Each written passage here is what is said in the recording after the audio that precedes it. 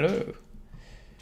Okay, so this one's going to be a tiny bit different because in the past few ones of those live streams have been mostly going over virtual machines, and like a lot of the virtual machine features we've been adding to LXD recently. But this one instead is going to be about containers, and specifically how you can run Steam or other graphical applications inside the container and get native performance, but with some nice benefits, like being able to keep things completely separate from your system or running different distributions inside the container than you would on your host. So for this one, we're actually on my laptop, and I'm gonna just move over a terminal window shortly. Just getting that ready, and this one. Okay.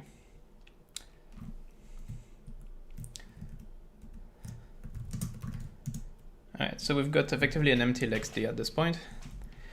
I'm just that we're gonna be configuring with a Steam container that's gonna be based off Ubuntu 2004. My laptop itself is actually running on 2010, so that's one of the nice benefits. Valve in this case doesn't always test on the latest Ubuntu releases. They tend to focus on LTS, which makes a lot of sense. So we can provide them exactly that environment. So let's get going with creating an Ubuntu 2004 container, and we'll call that Steam. Alrighty. Well, let's just get going with that. Make sure it's up to date. And we can install the Steam package as the first step. That container will need a lot more settings than it has right now. But it's definitely fine to as a starting point. Let's just get a web browser over there because we need to actually go and download Steam. Okay.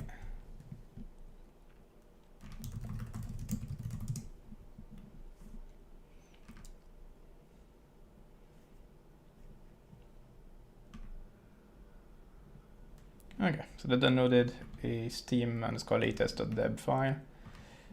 What we need to do now is just get another shell on my laptop instead and push that file over. So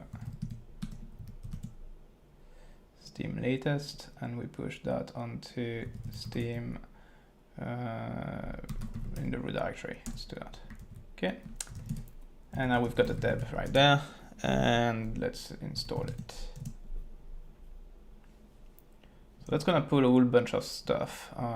It actually ends up pulling most of an Ubuntu desktop kind of as part of this, because it needs a lot of graphical libraries, it needs fonts, it needs a lot of things, but that's fine. It's all in a container. We'll just let it do it. I think in the past I've actually used the no install recommends flag to apt to try and trim down that package list down to something a bit more manageable. But there are downsides to that. If you do it, then there's a good chance that something you install, well, that some game or something else that you want to install later down the line will be missing some libraries or something. You have to go and hunt that and install it. If you've got the space, just going with the default tends to be easiest. So it's gonna take a little while to install all that mess. As that's going on, we can maybe do the LXD config. So I'll just let that happen and get another shell. Okay. So for Steam to work, you're gonna need a few things. It's gonna need access to your GPU. Otherwise, you won't get 3D rendering, so that'd be a bit of a problem.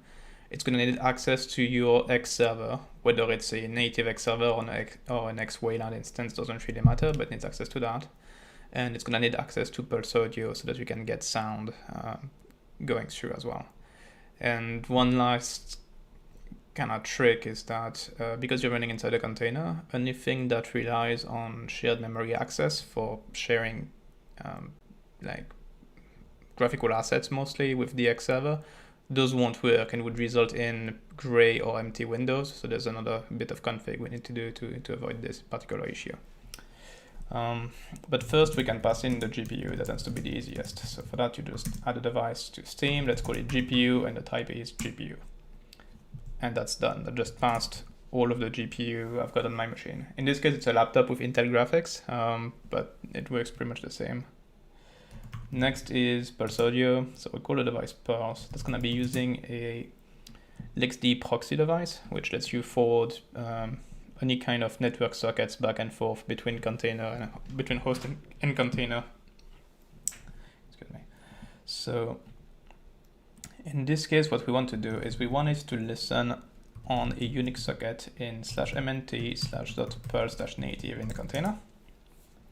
And we want it to connect on the host side at also a Unix socket, which is in run my user ID, which is a bit unusual. Most people will have 1000 instead, then Pulse native. So that's its location. We want the device to use a mode of 0666, just so that everyone in the container can talk to it, making things easy. And then the UID that the proxy must run as, so the user it must run as on the host side, we want that to be the same as our user. So we can do this with that, and the same thing for the GID. So that just pulls your current UID and GID and puts it in the config. And that should be it. Right, so that's Pulse Audio started. The next step is doing pretty much the same thing with X11. So it's also a proxy device. The name's going to be X11. It also listens on a Unix socket, but doesn't listen on a traditional Unix socket. Instead, it listens on a abstract Unix socket and starts with that @ sign. And we'll just assume that X0 is your current instance, which it usually is. If it's not, you can change that. And it connects to the exact same path, but outside the container. And it still runs as your normal user. So doing that.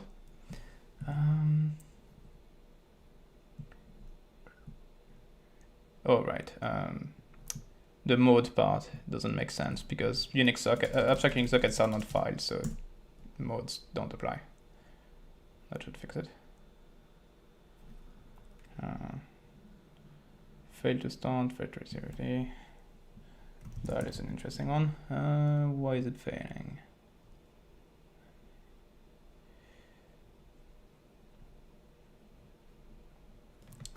Does it actually exist? Yeah, okay, so the source path definitely exists. Let's see if it like half started or something. No, so we see the Pulse side is working just fine. It's abstract on both sides. The path looks correct. UID and GID should be correct as well. Not completely sure why that failed. In any case, let's see. Okay, so this has installed. We've got all the packages installed now. Address already in use. Okay, by what?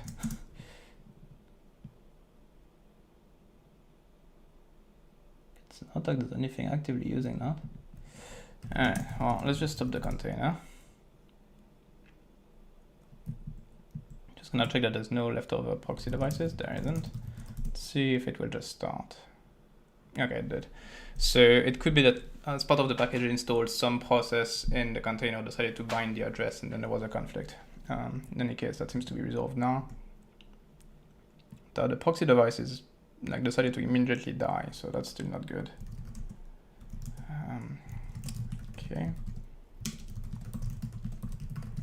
So I'm gonna be taking a quick look at demo Steam. It's this one and proxy X11.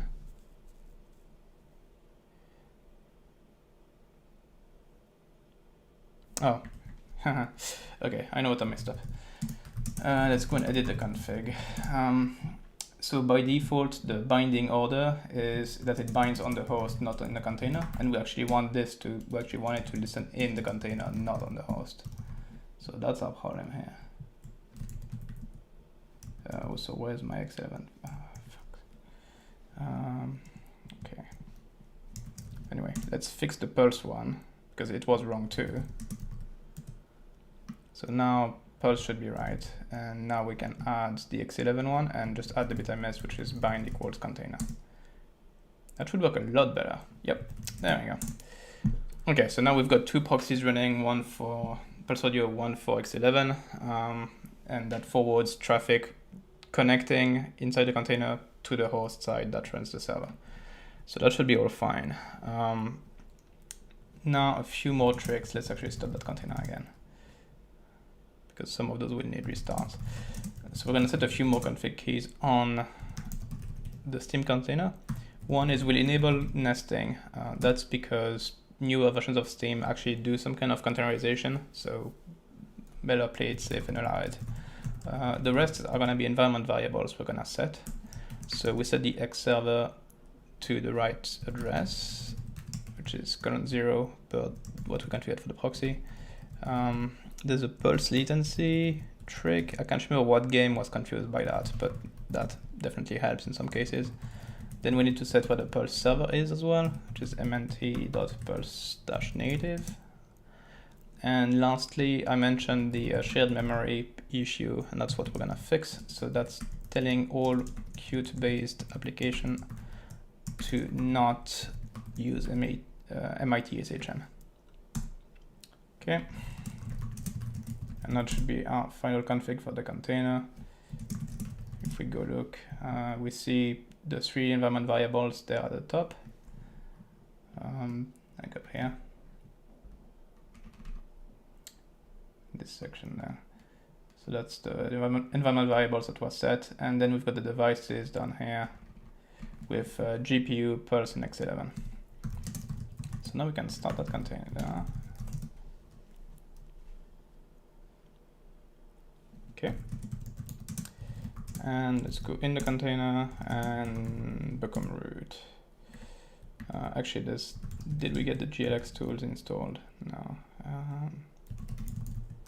I don't remember what package GLX info is in. Mesa-utils, okay.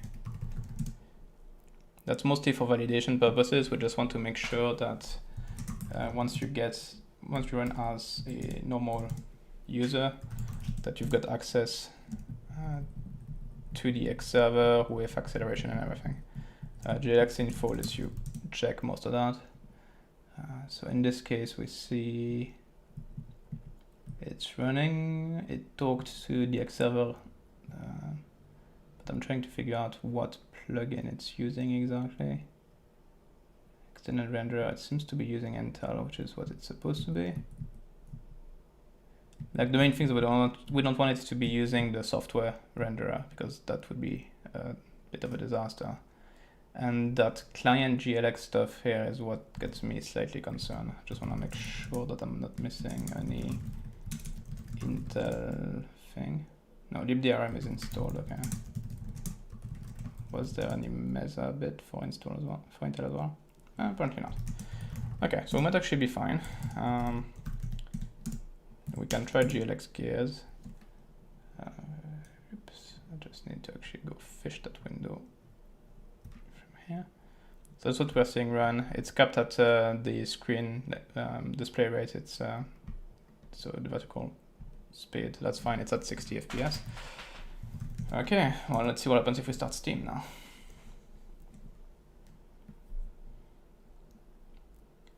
That can take a little while. Okay, so it's spawning a terminal that then proceeds with downloading Steam and installing more packages. That's okay, can I do that? Okay. Let's see, absolutely tiny windows running.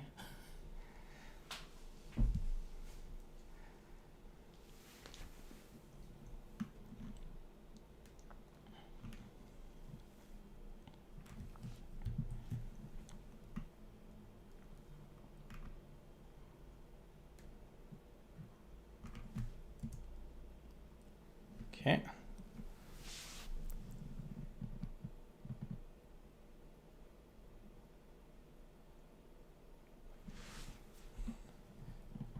So now Steam itself is done loading. I can actually move that window as well. It's this one.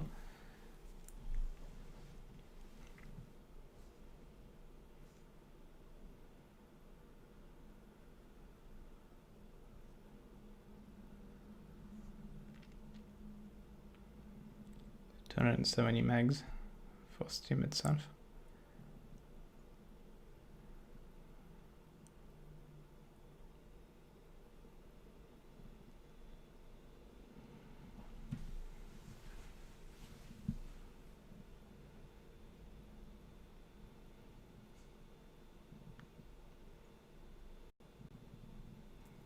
One thing to note there too is that technically you can also like memory limit or CPU limit or disk limit your Steam container, which can also help sometimes.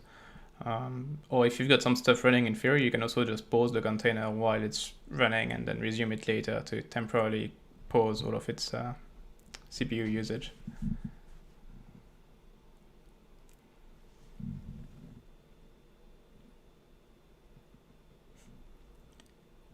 It seems to like rebuilding pins a lot, whatever that means.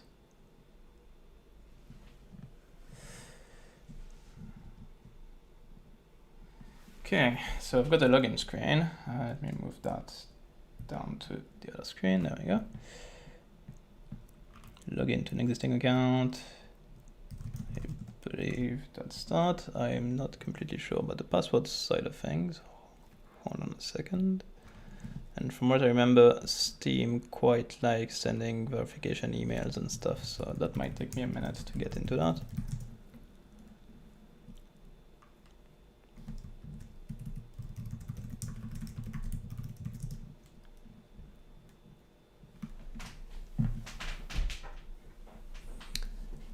Okay, Steam. No, okay. All right, so I think I know what the password is.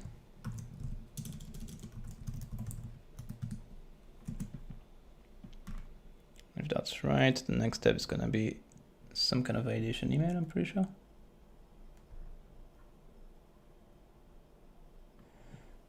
Yeah. It's just me. Steam support, access from your computer, okay. Okay.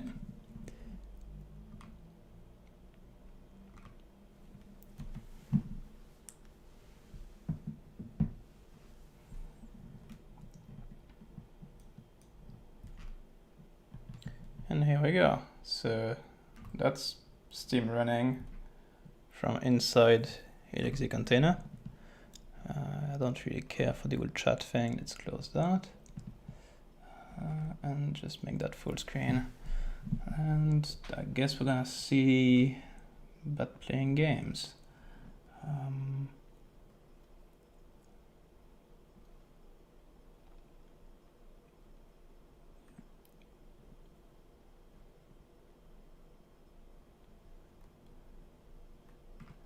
Let's try it. Because of being an Ubuntu developer, I got access to all of the... wow, this thing is huge. Okay, do we have something that's a bit less huge, maybe? One of the older ones, perhaps. 115 gigs, okay, that's significantly better.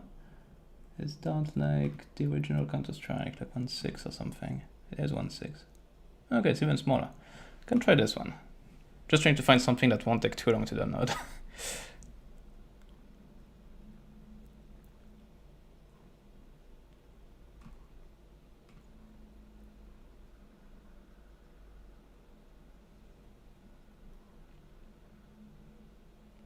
Okay, what's going on? Is there a few downloading? 0 bytes, okay. What's going on with this?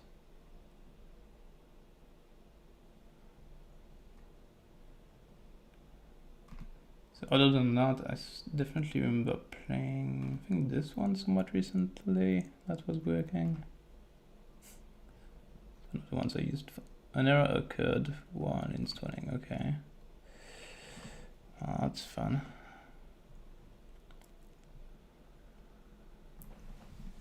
Let's see if the terminal has any slightly clearer error. That'd be nice.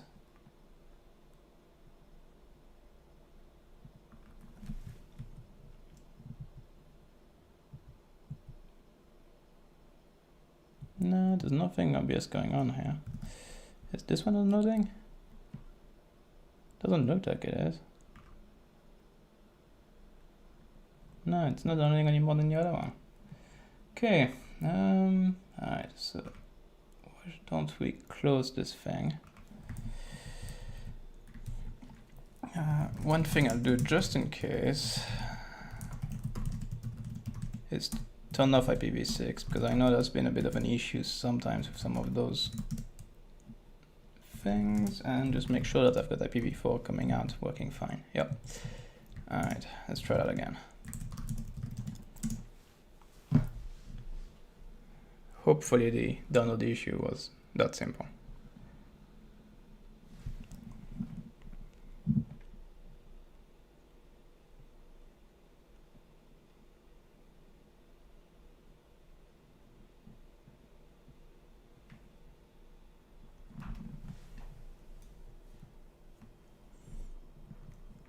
I mean, clearly network works well enough for it to actually load the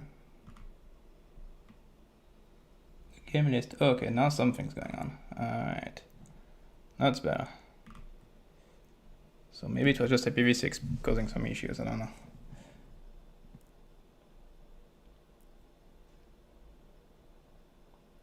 Because now we're clearly downloading this thing pretty quick.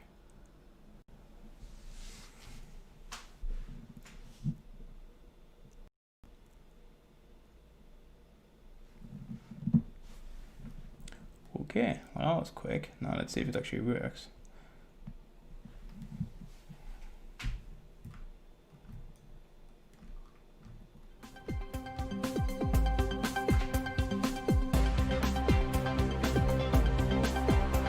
Okay, well, that's funny.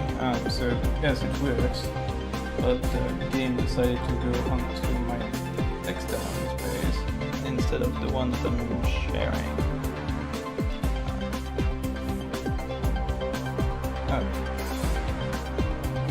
It almost crashed my desktop.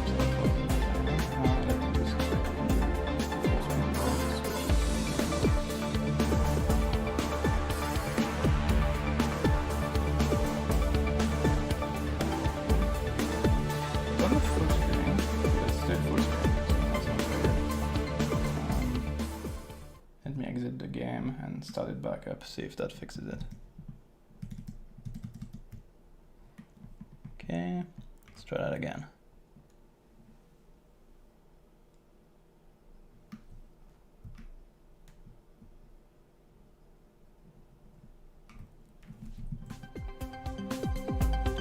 Here we go.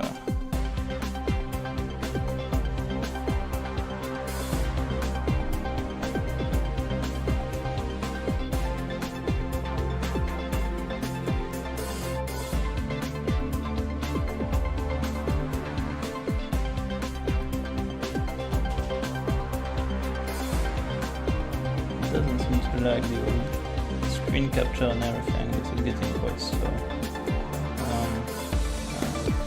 Let's close this and retry. Can't just try this possibly a bit less resource heavy on this thing. As a reminder, like this is on my laptop, which is like just a very slow Intel CPU from a few years ago. So can't ask too much of it. That should work, so long as I don't actually remember ever trying it on Linux. I'm hoping it works properly.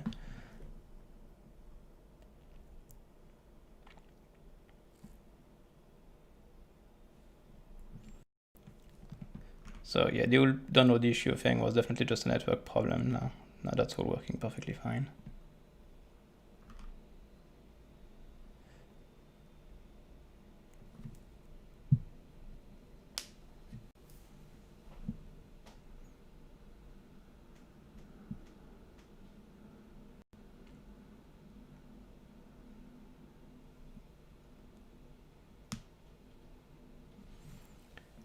Okay, I kind of wonder what's gonna do with the screen on this one. Okay, it went full screen on the wrong display as well, looks like. Let's see if I can fix it.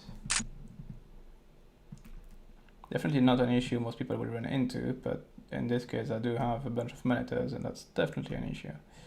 So moved it to windowed mode now. There we go. Now let's see if that actually wants to work.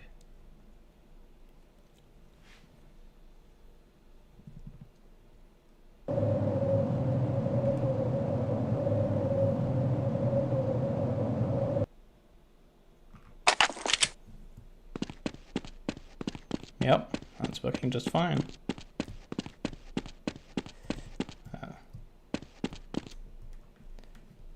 Not gonna actually play the game given that I'm literally doing this through like screen capture in OBS. So latency and the size of the screen I'm looking at is quite tiny. It's quite problematic. But yeah, this is working perfectly fine. So that's really it. Like that was really going through what you can do to run any Linux distribution you want in a particular container. Often not the same as you're running on your system, then running graphical applications inside it. In this case, it's Steam, but I've also done it with web browsers, with other games, and a whole bunch of other things. It works particularly well for older stuff that's really been designed to run on a specific version of a specific distro. If you're running something more recent on your laptop, then you can just use that kind of trick to run it in the environment it was designed for, and that tends to work better. The main tricks around doing graphical applications is getting access to the X server, getting access to Pulse, getting the GPU pass-through if you're intending on doing any 3D rendering, and tweaking some of the environment variables so that things just work seamlessly when you change user and everything inside the container, which is the case here. And so with that, that's really gonna be it for today, for what I had. And OBS is playing tricks on me. I'm just gonna fix this. So thanks for watching. Hopefully you enjoyed this. The instruction for this can be found on our forum. There are like a few detailed posts from either myself or from Samos who really go onto this in more details. And there we go. Find out how to fix this stuff. I'm not sure what happened to the screen. So just moving it back where it belongs. There we go. Cool. So that's it. Thanks for watching. If you've got any questions or anything, just leave a comment in the video. We keep an eye on those. Otherwise, you can always ask on our forum for more detailed instructions on this kind of stuff.